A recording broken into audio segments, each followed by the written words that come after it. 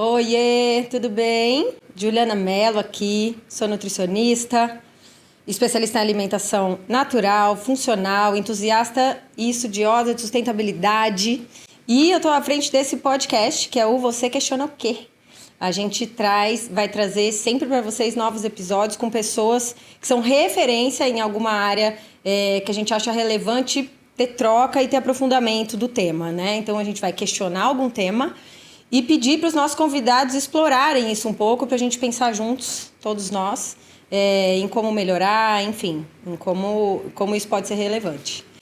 Hoje tem uma pessoa aqui, eu sou nutricionista, né, gente? Então, para mim, eu não sei nem o que dizer.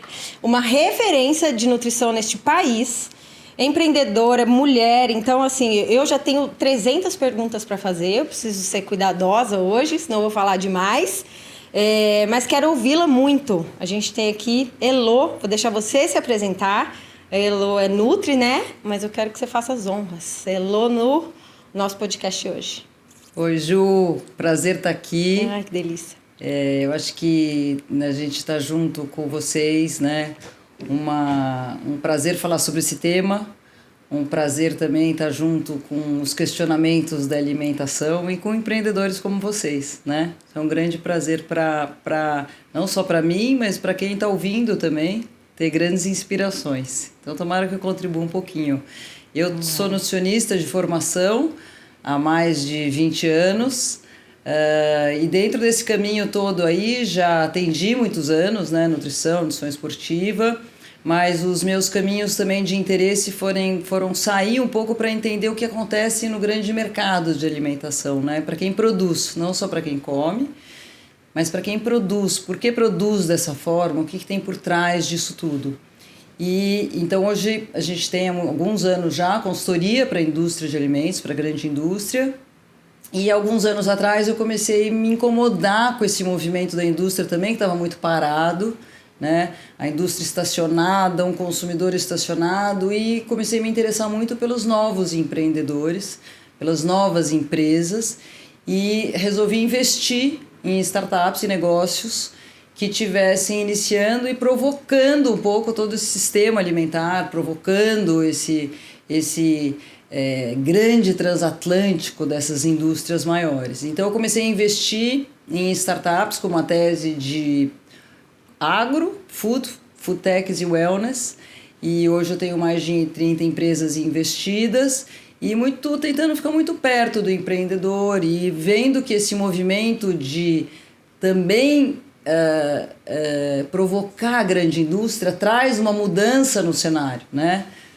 A gente acabou de ter a Natural Tech aí, a gente viu quanto a indústria de alimentos que está nascendo já não é mais uma coisa pequena, né? Já é uma indústria importante, que tem uma história para contar, tem um tamanho significativo, e que essa indústria que está movimentando, na verdade, todo esse sistema aí que a gente chama de food system. Elo é Nutri, empreendedora dessa cadeia que a gente tem falado muito, de startups, de inovação e alimentação. E quando a gente traz esses termos food tech, é uma startup, é uma inovação em food, né, que é alimento, e o wellness é o mercado de qualidade de vida. Então, por ser Nutri, esses temas para mim são muito próximos, né? E você falou que você começou atendendo e depois você foi migrando. Isso. Primeiro, antes disso, deixa eu fazer a nossa pergunta do dia. Nossa pergunta do episódio. Você questiona o que na alimentação? E aí a gente vai explorar outras coisas depois. É lindo, né? Essa pergunta, porque desde que vocês fizeram ela para mim, já vieram muitos temas. Ai, que bom! Né? E a gente tem grandes temas, pequenos temas. E eu acho que hoje eu resolvi fazer uma pequena pergunta, né? Talvez o que incomoda hoje e um dos grandes desafios é o próprio consumidor, né? Apesar de ter todo um grande sistema provocador que tem que ser modificado, tem uma ponta que é o consumidor. E talvez a minha pergunta hoje é por que o consumidor consome as mesmas coisas sempre? Né? Maravilhoso. O que faz ou o que faria ele entrar numa feira ou num supermercado ou num grande sacolão e comprar coisas completamente inusitadas e chegar em casa e fazer novas misturas, né? O que faria uma empresa e como fazer uma empresa lançar um novo produto e que eu possa experimentar e me desafiar a experimentar aquilo e que isso faça parte da alimentação, né? Eu acho que a gente tem uma biodiversidade incrível no nosso país, a gente tem novos alimentos, a gente tem agriculturas muito possíveis, né? Hoje se fala muito da Amazônia, mas não é só toda a diversidade, biodiversidade que a gente tem na Amazônia, no Brasil inteiro. E quando a gente pensa nesses alimentos mais locais, na cores, sabores, diversidades, misturas, isso seria muito interessante da gente fomentar cada vez mais e a própria indústria naturalmente então iria apresentando isso, né? Novas formas de consumo. Isso mudaria também todo esse food system, né? Então acho que essa é a minha pergunta de hoje. Ai, que maravilha, é uma resposta com uma pergunta. Eu amo sustentabilidade e alimentação, né? E como eu atendo um pouquinho ainda, às vezes é muito difícil conectar para a pessoa, para o paciente, o que tem a ver sustentabilidade com a alimentação? Porque a galera fica muito no macro, né? No macronutrientes, enfim. É o carboidrato, é a proteína, o que pode, o que não pode, para esse fim ou para essa estética. E não se pergunta assim, onde estou, que estado é esse, o que eu tenho aqui para comer, quem que está plantando, como que eu consigo isso com mais qualidade, né? Então, quando você traz isso, primeiro, meu olho brilha muito, porque eu acredito, de fato, a gente vê a diferença na saúde e tal. Mas eu tenho uma pergunta para você. A gente ainda vê poucas empresas se importando com isso, pensando em levar mais possibilidade para as pessoas. Falei isso até com um outro convidado que a gente teve, relacionado a como ele vê, como a gente vê a possibilidade nesse mercado. É possível? A gente está sendo utópico? Ou é na feira só, vai lá e vai comprar com o agricultor? Ou as empresas... você já vê empresas fazendo isso de forma que a gente vê futuro, assim, nisso? Eu acho que a pergunta são muitas partes, né? Uhum. Quando você fala em sustentabilidade, que é uma palavra até um pouco da moda, né? Eu não gosto muito das coisas da moda, mas no fim as palavras de moda ajudam a gente a ganhar repertórios e possibilidades de discussão, né? Eu acho que dentro da alimentação, quando a gente fala em wellness, que a gente falou essa palavra em inglês, que é o bem-estar, eu entendo que o bem-estar hoje ele começa de todo o sistema que você vive, né? Então o bem-estar é como está onde eu estou vivendo, como estão as pessoas onde eu estou vivendo, que interferência que o meio tem no todo, né? Exato. Então o bem-estar é muito mais amplo hoje, saúde mental é bem-estar, mas também alimentação é bem-estar, o bem-estar do planeta é bem-estar. Então acho que o bem-estar hoje ele é muito mais ampliado do que aquele bem-estar que a gente que estudou saúde pensa no corpo físico apenas, né? E dentro desse bem-estar, a sustentabilidade entra no sentido de que se eu estou hoje consumindo alguma coisa, da onde vem essa cadeia? Então, a palavra cadeia, eu acho que é uma palavra que a gente vem estudando muito, né? Sistemas alimentares, sistemas agroflorestais. Então, esses sistemas que hoje existem, eles estão velhos. Né? Então é muito difícil a gente falar assim, a indústria tem que mudar, o consumidor tem um sistema estabelecido. Esse sistema ele é muito amplo e muito real. Quando eu saí do atendimento ao paciente e entrei para a indústria, eu entendi que tem um sistema muito grande por trás. E dentro da indústria, eu entendi também que se a indústria produz alguma coisa, tira 30% de uma hora para outra da quantidade de sódio de um produto, as vendas caem. O consumidor falou assim, mas quem falou que eu quero tirar? Exato. Né? Então não é tão óbvio você ter uma mudança de produto e não é tão óbvio também uma grande indústria que tem um sistema por trás. Eu preciso dar retorno para os acionistas, eu tenho uma cadeia toda para pensar, eu tenho um capex enorme, que eu tenho indústrias enormes, de uma hora para outra ter que mudar a cultura e a resposta do consumidor. O consumidor precisa desse aprendizado. Ele precisa ser empurrado, na verdade, pelas novidades, pela inovação, pelas novas possibilidades, pela nova forma de comunicar. E a beleza desse momento que a gente está agora, que eu acho fascinante, é que isso está acontecendo. E quando eu penso de onde a gente veio, quanto a gente bateu nessa tecla e a gente vê isso acontecer hoje, eu acho emocionante, né? E por que está acontecendo? Porque quando vem uma marca nova, com um produto novo, se coloca no mercado, mesmo que ela seja muito pequenininha perto de uma grande indústria, ela se coloca e o consumidor entende e dá valor para aquilo, mesmo que ela ainda venda muito pouco, de fato você já plantou uma semente para o consumidor que não é uma época que a gente teve de tira tudo, né? Restrição, free, tira sódio, tira açúcar. Não é tira, é põe. E esse põe que tem na alimentação hoje é novas possibilidades. O que eu acrescento que fica legal? Que outras formas eu tenho de produzir esse mesmo produto? Né? A variedade que a gente tem de bebidas hoje, a variedade que a gente tem de novos tipos de proteína, essas variedades estão trazendo para o consumidor uma possibilidade e um leque de opções que está ficando cada vez mais amigável essa possibilidade, né? Então a gente tem muitas esferas dessa conversa. Uma esfera, quando a gente fala em sustentabilidade, é o novo consumidor começa a enxergar um pouco mais esse planeta, que parece um pouco moda falar, mas que significa que mais que tem além daquela coisa que eu estou vendo aqui? Tem um produtor lá atrás que está se falando, nossa, esse produtor, tem um cara lá produzindo, 70% do que a gente come mais ou menos vem do produtor local, do pequeno agricultor. São culturas muito pequenas, esse cara não é valorizado.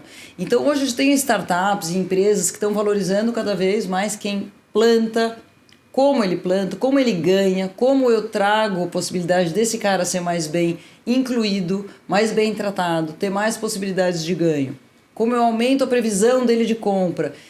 Quando você começa a pensar em toda essa cadeia, começa a ficar claro que existe uma necessidade de mudança.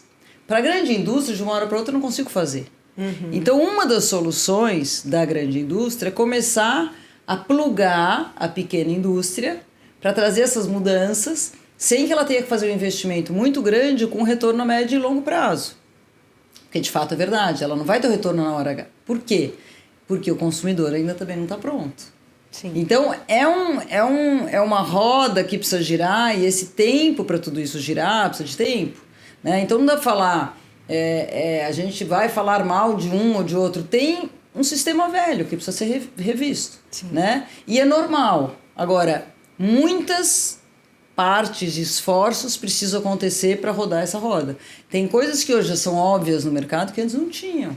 Então, me dá um exemplo de coisas novas que não tinham? Talvez uma coisa simples da gente falar são as proteínas vegetais, as bebidas vegetais, né, que apareceram tanto no mercado nos últimos, talvez no último ano, nos últimos anos. E aí eu acho que o que é beleza disso daí, né? Quando eu penso nesses itens entrando no mercado, para uma grande indústria são números não relevantes, né? Para a pequena indústria, para as startups, são muito relevantes. Essa desconexão da indústria, né? A conexão da indústria, para até ela ter esses alimentos entrando, demora um tempo, né? Então, esse valor do que é grande, do que é pequeno, ele vai se transformando. Então, as bebidas vegetais, elas começam com pequenas empresas e daí as grandes começam a se incomodar. Até interessante o que aconteceu semana passada, da Notco, uma empresa, assim, essa startup nova, né? Se pensar em nova, em tempo de vida, de produtos vegetais de origem vegetal, provocando a Danone, que é audácia, né? E na verdade, em termos de composição e da história toda da proteína, não tem problema nenhum. Mas como uma empresa dessa, tão pequena ainda, ou não tão relevante, tem uma relevância para essa categoria, mas comparada a uma Danone mundial, ela não tem toda essa relevância ainda em termos de tamanho de empresa, mas ela tem a audácia da provocação. Sim. Né? E isso é muito legal, porque isso é que faz essa roda girar, como a gente estava falando. Né? Mas tudo precisa de um tempo. Então a gente entende que esse tempo é importante, por quê?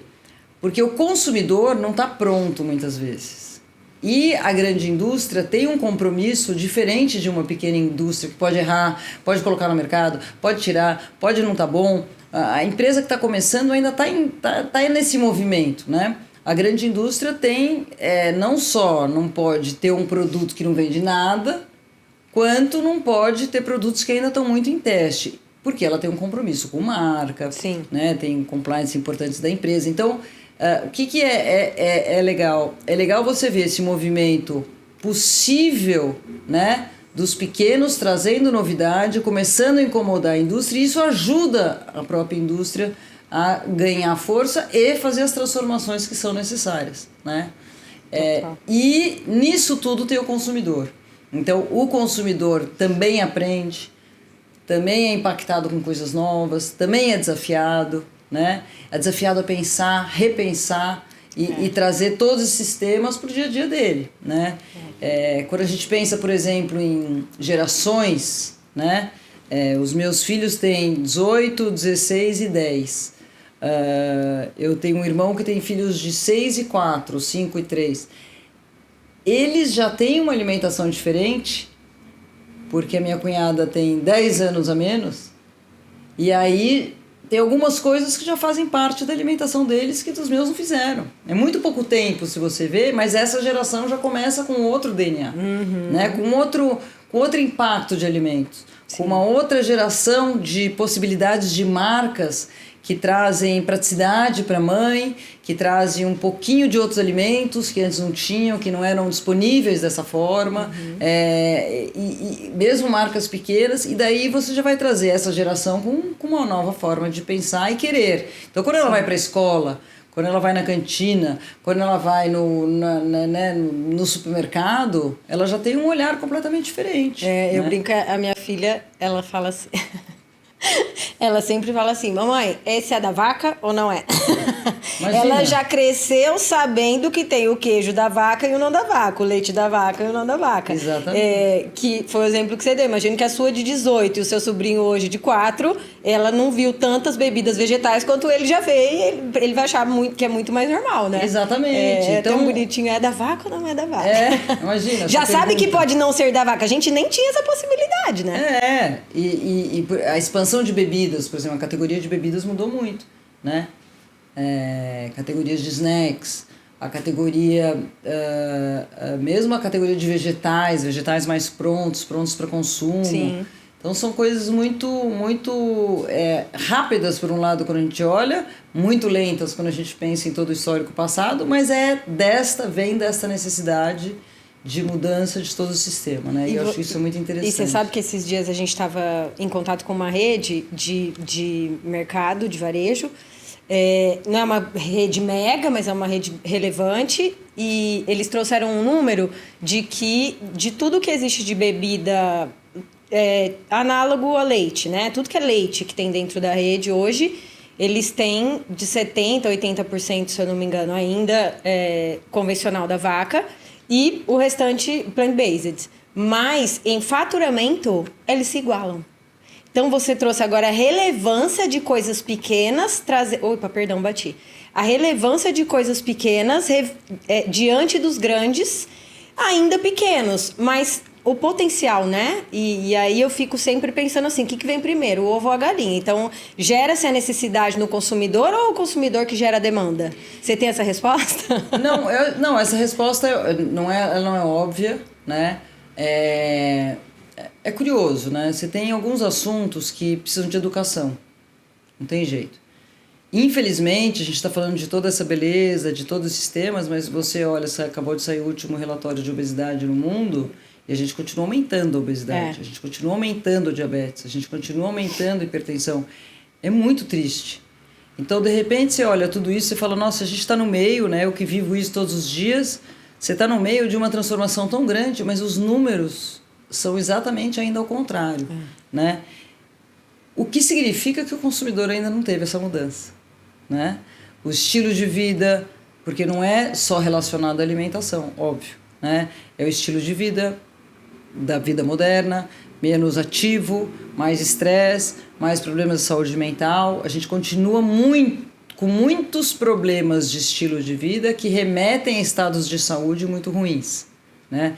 Então, a alimentação ela é um grande potencial de mudança, ela é uma grande necessidade de mudança, mas quando eu pego a base, né, da população mundial, né, a gente ainda tem uma população se alimentando de uma maior quantidade de alimentos ricos em açúcar, alimentos mais processados, alimentos mais ricos em soja. Ainda a gente tem isso. E por que isso?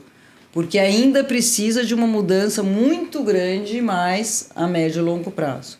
Né? De novo, não é um fator apenas relacionado à alimentação. É um fator ligado, ele é multifatorial, né? Tem muita relação com esse estilo de vida moderno, mas a alimentação tem um peso nisso. Né? Então, assim, você fala assim, é óbvio, puxa vida, com tudo que todo mundo já sabe, você faz uma pesquisa. A gente fez uma pesquisa há pouco tempo na RG, e a gente viu, as pessoas já estão carecas de entender o que é diabetes, o que é colesterol, o que é hipertensão, a relação disso com alguns grupos de alimentos, né? E nada acontece. Então você fala, o consumidor tem uma falta de inteligência. Não, é multifatorial, são hábitos de consumo, né? A minha pergunta começou porque a gente consome sempre as mesmas coisas, né? Eu sou uma curiosa da alimentação, eu tenho... na minha casa, uma pessoa que está comigo há 20 anos que compra as coisas na minha casa, mais do que eu faço compras. A coisa mais difícil é mudar. É dificílimo, né? Então, esses hábitos, e aí eu acho que vem primeiro o consumidor ou vem primeiro a indústria precisa vender, né? Tem um monte de críticas enormes à forma de venda, ao marketing excessivo, ao marketing errado, mas, na verdade... o que eu acho, assim, é que o gasto, deveria existir uma verba importante para a educação em qualquer indústria. É papel da indústria a educação. Uma verba política? Não, de educação. Campanhas de educação, ensinar o alimento, tem que ter, faz parte do dever da indústria de alimentos, educar o consumidor. Não importa se a empresa é pequena, grande ou média ou né, o que for. Vocês estão fazendo isso aqui hoje, é uma forma de educação. Então, a educação deveria fazer parte, uma verba específica para a educação. Porque é do interesse da indústria. A indústria é cada vez mais pressionada, né, por políticas públicas, por órgãos de saúde e hoje por ONGs e movimentos, né, diversos, que vêm de diversas formas. Ela é muito pressionada.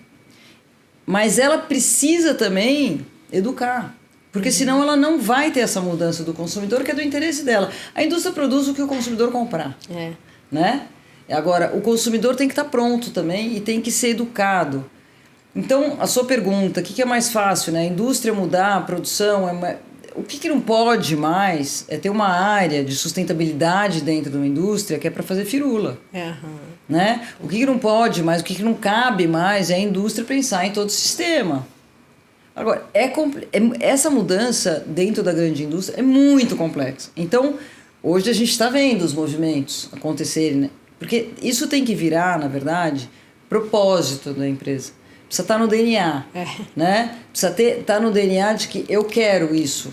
Independente de como eu vou fazer, isso tem que ser... Porque senão, a primeira coisa que acontece de caiu... as vendas, o resultado não foi tão bom, você cancela e volta para onde você estava. Né? Então, esse movimento realmente, assim, de ter um propósito importante, de que você está engajado em alguma coisa que vai fazer diferença como empresa, é o que tem que acontecer. E a gente hoje sabe que as empresas que não tiverem essa atitude vão virar a história da Kodak. Morre. Né? Então, assim, não dá mais para contar a história de marketing como um dia foi. Hoje tem que acontecer. Agora, é um movimento muito complexo, né?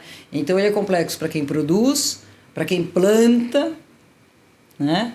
Para quem produz, para quem vende e para quem come. É um sistema alimentar necessário de mudança, mas ele é complexo. E eu fico pensando, quando você fala que a empresa tem que ter propósito, principalmente pensando em food techs, né, em startups hoje, em inovação na alimentação, olhar para a cadeia e querer fazer diferente, não consigo imaginar como alguém vai sobreviver sem propósito. Lógico, tudo a gente tem que pensar em ganho, né? Uma empresa é uma empresa. Mas não ter propósito, eu vou dar um exemplo nosso mesmo. A gente fica que você tem um ideal, né, em mente. Então a gente quer fazer produtos clean label, que tenham menos aditivo, menos açúcar, menos tudo menos do agricultor local e que pode ser e que seja ideal. E aí a gente tem legislação para botar um produto no mercado, né? Se você não tem um shelf, que é uma duração de produto X, aí é uma cadeia refrigerada, e aí o mercado não compra se você não durar mais de X dias na prateleira dele. E aí como que você não vai usar um conservante no produto? E aí a gente fica nesse embate, assim, ai, coloca, não coloca, como que nós vamos fazer? E por que eu falei, esse é o gancho da questão do propósito. A gente não vai ainda conseguir fazer o ideal de primeira, né? Mas não por isso a gente não vai fazer. Porque se todo mundo falar, não consigo fazer o ideal mais natureba possível, né? Então não vou fazer. Acabou, volta porque a gente já tem até hoje, que é tudo ruim, né? Tudo ruim assim, que é o que a gente quer melhorar. Então, se não tiver propósito e você não insistir de que as tecnologias estão melhorando e que vai ser possível fazer, vamos insistir em fazer. Vamos usar menos coisa de ingrediente. Tem que colocar vamos botar ainda. A gente vai entendendo a tecnologia como melhora. Né? Porque se ficar só atrás do ideal em um mês, ninguém vai fazer nada. Essa coisa do burocrático ainda, ela pega muito, né? E tem que ter, porque também, né? Tamanho de país, a gente tem Anvisa, tem órgãos regulatórios, tudo tem que ser controlado quando você traz para um mercado gigante. Mas não por isso a gente pode desistir. Se não tem propósito, você, cara, desiste no dia, né? Eu acho que assim, tem um lado que é assim, né? Hoje quando a empresa bambiou, você olha e fala, peraí, por que a gente está aqui? Exato. Né? Eu acho que isso traz realmente uma verdade para a marca e traz uma verdade que o consumidor hoje percebe. Né? Quando a gente fala o marketing hoje não é mais um marketing não verdadeiro, quando você tem essa força por trás, o consumidor saca, percebe. Quando a gente coloca para a grande indústria, assim, qual que vai ser a minha estratégia, por exemplo, né, a longo prazo? É uma estratégia que você se compromete. Quando você assume o compromisso, não importa que ele seja 2030, né? 2050. A gente faz estratégia nutricional para algumas empresas e às vezes o compromisso é 2050. Você fala, putz, mas é porque o cara precisa até 2030 dar um passo, 2040 ele vai dar um passo, ele vai estar mirando. E tá tudo bem. Né? Agora, para a pequena indústria que está começando agora, tem alguns desafios que tem que buscar mesmo, né? E eu acho que não é só legislação. A legislação é um ponto importante e tecnologia é outro ponto. Eu acho que a tecnologia ela está andando também rápido de acordo com o que está sendo requisitado. Clean Label é um assunto maravilhoso para a DSM. Né? Porque ela tem que produzir o que eu preciso de coisas que esses caras tenham shelf life e seja clean label. Mas é mais uma indústria que vai trazer se você demandar. Exatamente. Se tiver 10 indústrias como tem hoje... Não, clean label, só para vocês entenderem, é uma lista de ingrediente com menos aditivo, mais limpa, que a gente chama. Menos ingredientes, é que eles são reconhecidos, né, também, né? Mas menos aditivos. Agora, como que eu faço isso?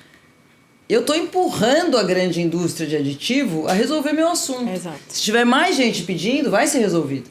Né? Mais uma indústria que está virando o seu sistema de como pensar.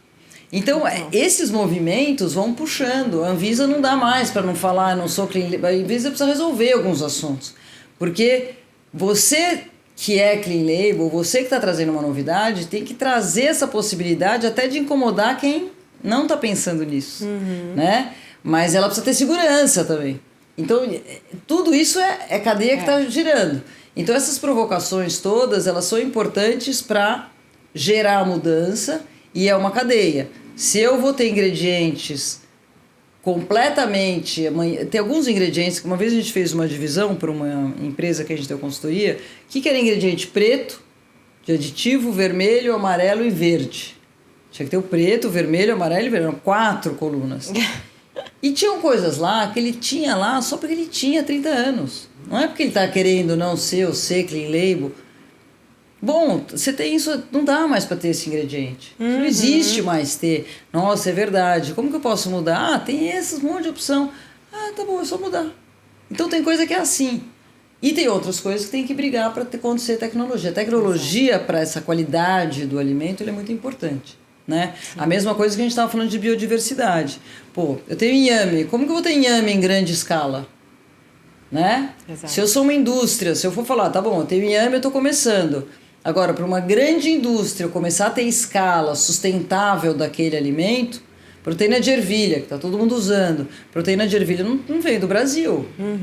Pô, será que a gente não consegue ter uma produção local de ervilha? Consegue. Né? Será que a gente não consegue ter uma produção local de inhames da vida que façam sentido? Inhames, batata doce, raízes que eu vou começar a usar na indústria? Legal pra caramba, isso é muito natural do Brasil.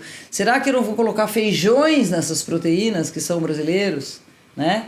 Então, essa mudança de mindset também, para essa de biodiversidade, a gente tem falado muito de Amazônia, tem trazido alimentos e diversidade da Amazônia, tentando trazer para perto. A gente fez um relatório agora de alimentos da biodiversidade da Amazônia. Que alimentos são esses, né? Legal. Agora, desses alimentos, quem já está usando? Quem já está usando? Esses, tá bom. Agora, como que eu vou para quem produz? Agora, quando quem produz vai ter continuidade, tem a quantidade. Então, não é assim, eu quero. Açaí tá bom, eu sei que eu tenho, mas e o resto? Né? Quando eu falo de um alimento lá isolado, depois, e se eu tenho? Eu tenho tucupi. Né? Eu tenho tucupi, a mandioca tem tucupi. Tá bom, mas como São Paulo usa tucupi? Você sabe usar tucupi? Eu aprendi a usar tucupi, mas não é todo mundo que sabe. Chega aquele tucupi lá, você fica olhando para ele e fala, onde que eu ponho isso? No feijão, no arroz, na batata. Eu tenho que trazer essa educação de como usar esse tucupi, né? Então tudo isso são movimentos que a gente vai chacoalhando e vai trazendo uma nova possibilidade de uso, de compra, de inspiração, né? E para o consumidor isso pode ser uma coisa simples, receita. Pode ser receita, né? Como que a quinoa veio? A quinoa veio lá veio dos Andes, Bolívia, Peru, tarará, tarará. Hoje eu tenho a Maria Raduan, que é uma grande amiga minha, que está produzindo quinoa no Brasil. É a primeira quinoa brasileira, legal pra caramba, entendeu? Dei maior força desde o começo, falei, manda ver. Porque é muito legal, ela não é um alimento de origem brasileira, ela teve que fazer algumas modificações, né, olhar aquele plantio como acontecia, mas eu tenho uma quinoa brasileira. Então isso é muito legal, né? A gente começar a olhar para isso como possibilidades também de novos ingredientes, né? Total. E talvez essa educação que você trouxe, que as empresas deveriam ter, tem muita coisa simples, né? Então, sei lá, se as empresas se preocuparem em minha matéria-prima é essa, isso eu quero incentivar, vou gerar um e-book de receita e incentivar as pessoas, sei lá, na comunicação, no marketing, né? Coisas que não são estratosféricas, que vão educando. A gente, por exemplo, eu estou à frente junto de uma associação que incentiva o trabalho com agricultores orgânicos. E aí chega sexta lá, orgânica e sustentável na sua casa toda semana, às vezes chega punk, que é um outro tema que parece que é da moda, mas as pessoas não sabem nem o que é ainda, né? Pra gente parece uma coisa muito, muito clichê, mas não é, que são as plantas alimentícias não convencionais. E aí chega novidade pra mim, muitas vezes, de punk. E a gente pensou assim, nos grupos onde existe atuação, da galera que tá de suporte ali, vamos mandar receita de punk, porque aí né, o pessoal que recebe faz, não vai jogar fora, não vai falar, não quero mais essa cesta porque vem um negócio que eu não sei usar.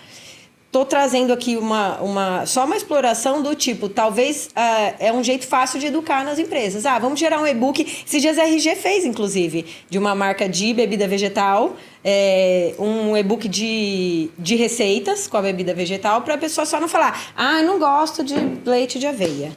Tá, não gosta, mas você consegue cozinhar com eles, consegue fazer várias coisas. Então, é uma possibilidade que está na prateleira que pode ser explorada de N formas. Né? E aí a pessoa entender que aquilo tem várias possibilidades, eu acho que é uma forma de educar e que pode ser simples, né? E assim, a gente tem alguns problemas quando você fala acho que tem duas coisas importantes, né? Que tem tudo a ver com o que a gente está falando e uma forma mais complexa, né? A gente tem a fome de um lado e do outro lado a gente tem desperdício, né? Que de outro lado a gente tem obesidade, assim. Então são uma tríade assim da dor no coração todos os dias, exato. Né? A frente do desperdício, ela é uma frente muito importante da gente. A gente atua muito na RG, né? Tanto em investimento nessas empresas quanto tratar esse assunto.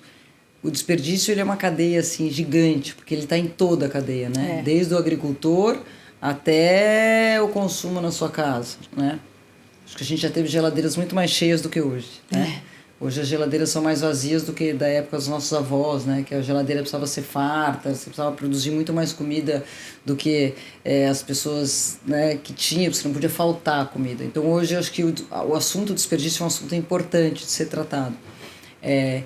Mas o assunto fome, e aí tem essa possibilidade de uso de alguns alimentos que também estão à sua volta, que não são explorados, principalmente nos lugares, não nas grandes cidades, né? Você falou dos punks, por isso que eu lembrei disso, que são alimentos que são possíveis de ser transformados em boas comidas no dia a dia e que não são utilizados, né?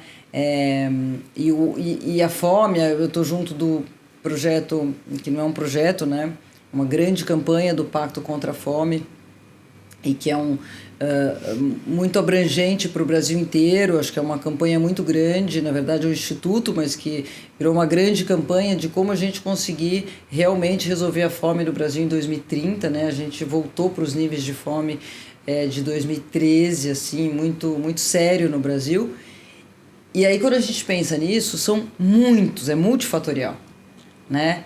Quais são as ações, assuntos e competências de cada um desses stakeholders, das pessoas que fazem parte responsáveis pela alimentação e não responsáveis só pela alimentação, as políticas públicas e tudo, para resolver os assuntos da fome, né? Porque ela é o outro lado de quem produz, né? A gente está falando aqui de inovação, de biodiversidade, a gente tem um outro lado inteiro que é cuidar de quem não tem acesso ao alimento, ou por questões de regionais, ou por questões, né, claro, financeiras, mas esse acesso ao alimento a gente tem que repensar. E está dentro do sistema, de novo, né? Então, repensar os sistemas alimentares para que seja também, exista a possibilidade de eu alimentar aqueles que hoje não têm acesso ao alimento, é muito sério, né? Então, para a gente ver como o sistema está velho, né? Sobra alimento, 1/3 é jogado fora, desperdiçado, enfim. Tem uma população hoje gigante, passando fome, não é nem com dificuldade de alimentação, é fome mesmo, graus de fome grave. E aí a gente precisa repensar esse sistema exatamente por isso, né? Porque tem uma desigualdade importante em relação à distribuição do que é produzido, né? E do que é produzido tem que ser repensado para estar melhor distribuído, né? Evitar o desperdício e beneficiar aqueles que estão dentro dessa cadeia. O pequeno produtor é uma das populações que a gente tem mais problema de baixa renda. E ele é responsável por uma grande parte do que a gente come, né? Exatamente. Não faz muito sentido. Não bate, né? Igual você falou, dá uma dor no coração. Eu fico pensando que a gente está aqui nessa ponta do inovação, recebendo investimentos, né? Que privilégio a gente poder pensar aqui desse jeito, nesse nível de entendimento, mas a gente ainda está também pensando, né? Como esse olhar de nutris que pensam em como o alimento é produzido, a gente tem que pensar na fome, que tem gente passando fome. Muito 880, né? Mas eu não acho que esse assunto é de nutricionista, esse assunto é do cidadão. Sim, total. Né? Esse é um assunto Deveria que a gente ser, né, tem que pensar um pouco mais além, né, de onde a gente está. Né? Se você é da galera do comida é um assunto político? Não, eu não sou muito boa de política. Não? Eu sou zero política. Não, eu não sou zero política, mas eu não sou uma pessoa muito política, então não tenho paciência para algumas coisas. Mas se você anda aqui 15 quilômetros, você vê tudo isso, né? Eu faço parte também do Tom Quiri, que é uma ONG de distribuição de alimentos, diferentes tipos de ações relacionadas à alimentação para populações de baixa renda. E aí, então, muitas vezes a gente vai distribuir comidas em alguns pontos muito perto daqui, perto daqui onde a gente está, né, em São Paulo, na grande cidade. E você vê a situação, né, de baixa renda, a situação de fome, a situação muito perto da gente. Então a gente tende a olhar para algum lugar que é esse crescimento de inovação, mas a gente não pode perder o olhar social.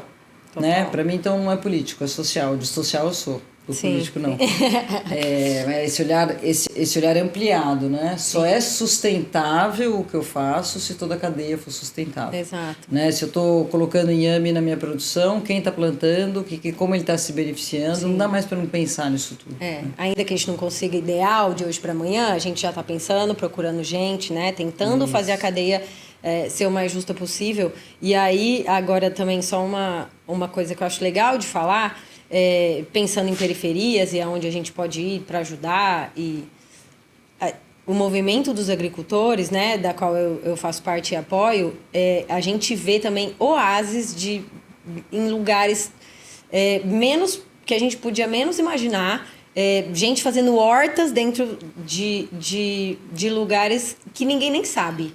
Então, por exemplo, tem um lugar é perto do Carrão, se eu não me engano, não me lembro exatamente onde é essa horta. É a horta da comunidade Monte Azul, que entrega o alimento ali daquele agricultor que faz uma plantação, inclusive biodinâmica, a coisa mais linda, em mandala, é maravilhoso. E eles que oferecem o alimento para a escola da associação. E aí a gente vê que tem possibilidade, tem vários lugares onde as coisas podem ser plantadas, né? É tudo falta de educar mesmo, isso é só um desabafo aqui, porque é muito possível fazer, tem um monte de gente que está sem trabalho, que, né, às vezes está buscando formas de trabalhar que não atendem qualidade de vida mínima e se a gente tivesse essa educação ou esse olhar para locais onde você pode plantar dentro da cidade, às vezes um lugar que é um pouco mais afastado, que tem um matagal, você consegue ali plantar e oferecer para sua vila, para sua comunidade, para algumas quadras. É muito idealista, mas, gente, é super possível. Então, às vezes, só olhar para onde a gente consegue atuar e tentar levar a educação ali, né? E isso é real, né? Porque quando a gente pensa na industrialização de alimentos, ela foi muito importante para fazer acesso. Shelf life, né, que é o tempo de duração desse alimento até o momento de compra. A industrialização deu muito acesso à própria proteína, né? Então a industrialização de alimentos ela foi muito importante. Então agora a gente está num outro momento de repensar tudo isso, como a gente está falando, o trabalho de comunidades, né? Comunidades não só comunidades locais, mas eu consegui olhar aquela região como ela pode ser sustentável, né? Não é o feudalismo antigo, mas é o que eu tenho nessa região que fortalece essa mesma região. Né? No Capão, por exemplo, eles têm uma moeda deles, que é um papelzinho, que é um dinheirinho deles lá, que eles trocam e fazem de uma forma onde eu privilegio as pessoas daquela região. Que né? Mas eu acho que assim, a nova forma de pensar e criar possibilidades é muito interessante. Né? Por exemplo, acesso à água. Né? Como que eu purifico águas que estão contaminadas e aquelas águas viram puras? Né? A gente tem uns projetos super bonitos disso. A gente ainda não tem aqui no Brasil, mas a gente tem filtros na África e outros lugares que são filtros. A gente está chegando com essas soluções, já tem algumas aqui. Way for Water, tem algumas iniciativas onde eu tenho a purificação da água. Então eu torno uma água de um riacho, uma água que não está potável, ter acesso a essa água. Né? A água é um assunto importante. E da mesma forma, plantios em locais próximos, por exemplo, com punks ou outros alimentos que a gente falou. Né? Agora, tudo isso são movimentos que estão cada vez aumentando mais, né? E projetos sociais que também estão cada vez aumentando mais. Quando a gente pensa assim no ESG hoje, né? Que tem um olhar social, de governança. E quando a gente pensa nisso tudo, a gente pensa também que o incentivo ao social ele é muito importante. O que significa isso? Parte de uma renda, ou parte de um olhar, ou parte do que eu estava olhando só com um olhar mais capitalista, né, eu começo a olhar de uma outra forma, onde eu tenho um olhar especial para as questões sociais e que tem um retorno diferente. Exato. Né? E retorno social não significa... A gente tem fundos de impacto social, a gente tem negócios de impacto social, e tudo isso hoje dá um retorno financeiro positivo também. Quando a gente falava em filantropia, era uma coisa que a gente falava há anos atrás, eram questões só que eu doava, fazia doações, que é muito bonito, que isso tem ainda e que existe, que eu só dou. Hoje, negócios de impacto são negócios também que têm uma rentabilidade importante. Então, rever a cultura, né, de negócios de impacto e coisas que a minha empresa pode ser uma empresa que gera lucro, mas também gera impacto. Então, as empresas novas têm que nascer com essa cabeça. Que né? maravilhoso. Qual o impacto que eu estou gerando no meio ambiente, no social, de uma forma que seja tão importante quanto a lucratividade da minha empresa. Né? Nossa, é uma cabeça nova que a gente tem que ter para quem está nascendo também. E mostrar, né, Elô é um exemplo que é possível. A gente tem uma empresa que é de impacto, né? E que isso está crescendo, graças a Deus. Vou fazer uma pergunta polêmica, mas eu sei o que você responde. Não sei se é tão polêmica, um pouco, porque hoje fica essa coisa de mas não faz diferença se é mulher, se não é, vocês ficam batendo nessa tecla e tal. Mas desde quando você empreende, e nesse mundo que é investimento, que é uma coisa também muito financeira, e sempre não, né? E ela é majoritariamente ligada ao masculino. Você sentiu dificuldade? É tranquilo para você ser uma empreendedora mulher? Em algum momento você se esbarrou? Você se percebeu assim, um peixe fora d'água? Como é isso para você? Eu acho que não é nem questão de polêmica pergunta, né? É uma pergunta que talvez ela só é bastante levantada ou discutida, né? Porque tem uma, percentualmente, né? Um déficit, vamos dizer assim, ou uma diferença entre mulheres investidoras e empreendedoras e homens, né? Negócios femininos só de mulheres empreendedoras e homens. Eu acho que nem dá a gente falar em homens e mulheres hoje, porque gênero é uma questão que a gente se discute de uma forma diferente, né?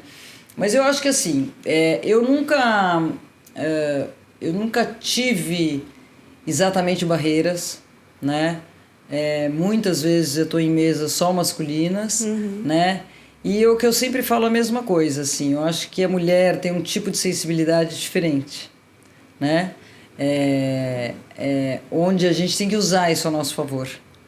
E eu acho que eu uso muitas vezes, porque eu percebo as coisas diferente do que aquelas pessoas que estão na mesa. E as pessoas gostam muito disso, mas eu não faço por querer, né? Mas eu tenho um olhar diferente. Então, sim, eu acho que tem muitas vezes uma questão...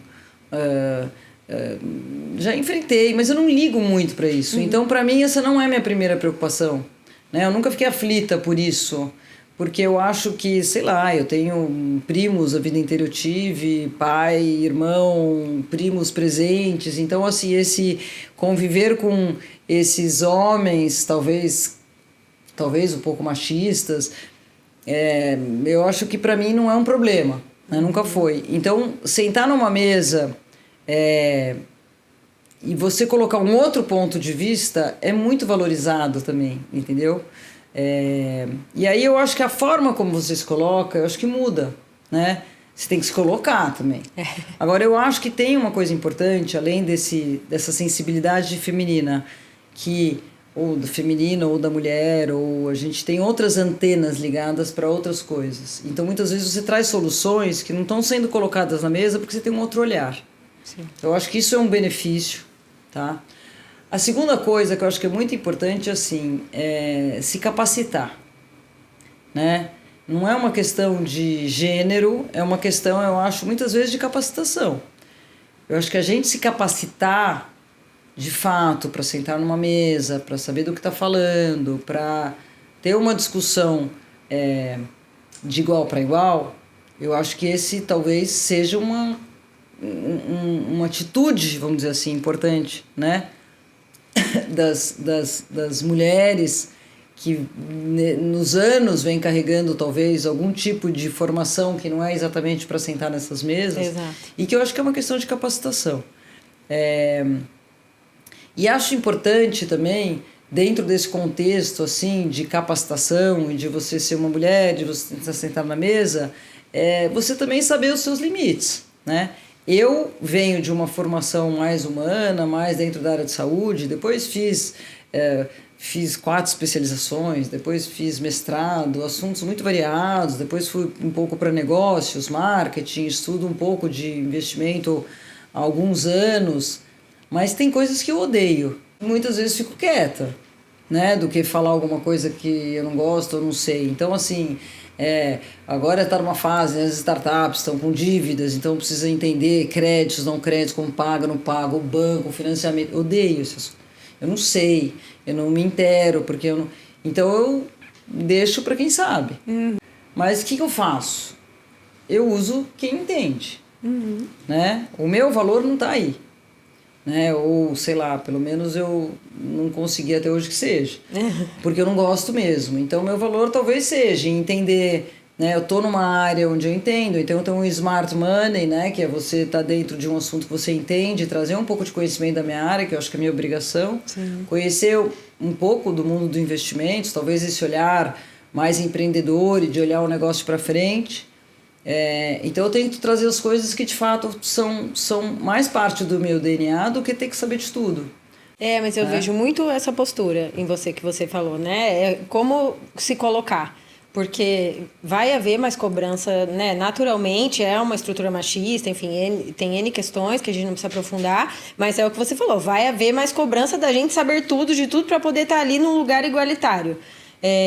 Mas tem o limite. E eu sei me colocar diante do limite, né? Senão também, se a pessoa não sabe se colocar, ela mesma vai se cobrar de saber tudo e vai ficar uma coisa insustentável. Eu te vejo um pouco assim e eu gosto muito. Esses dias eu me vi também com os meninos em um dia de board lá, de board members e de captação. E eu falei, nossa, sou a única mulher aqui, muito mais nova do que todo mundo, os ex-executivos, todo mundo com muita experiência, mas eu vejo os homens e o mercado muito mais aberto à nossa presença. Né? Lógico, se é alguém que tem postura, que traz alguma inteligência, um know-how, sabe falar, sabe... tá ali, né? Sabe agregar e ter troca.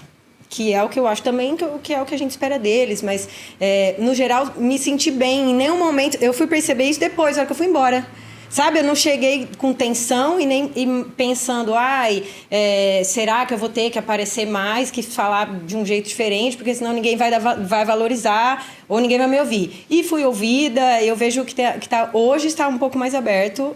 Não sei se você sempre viu assim. Mas você não tem uma grande dificuldade com isso. Não, eu sinto que tem uma evolução, né? Até eu fui chamado outro dia para um conselho, não, a gente precisa de uma mulher no conselho. Ah, tá bom. Maravilhoso. Mas...